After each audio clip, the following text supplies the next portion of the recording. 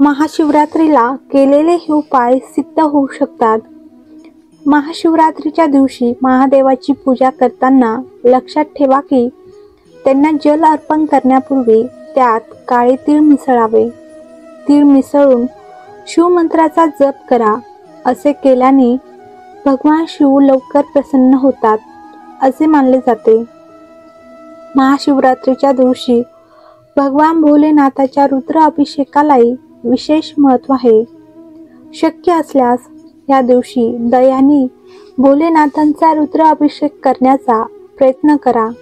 असे केल्याने व्यक्तीच्या आर्थिक समस्या दूर होतात आणि जीवनात प्रगती होते।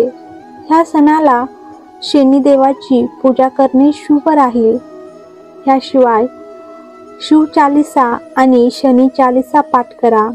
असे केल्याने भक्तांच्या सर्व मनोकामना पूर्ण होतात।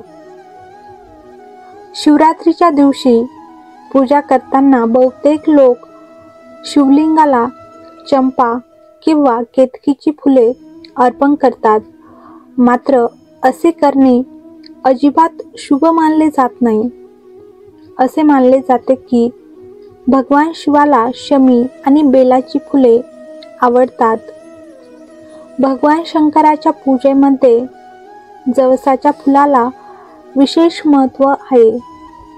भगवान शंकराच्या पूजेमध्ये लाल आणि पांढरी फुले विशेषतः अर्पण केली जातात। या वनस्पतीला मदार असेही म्हणतात। याशिवाय शिवलिंगावर बेलपत्र, धतुरा आणि मध अर्पण करा। भगवान शिवाच्या मंत्राचा जप करणे खूप महत्त्वाचे आणि शुभ मानले जाते। म्हणूनच महाशिवरात्रीला महामृत्युंजय मंत्राचा किमान 108 वेळा जप करण्याचा प्रयत्न करा। ह्याशिवाय ओम नमः शिवाय मंत्राचा जप करणे देखील शुभ आहे।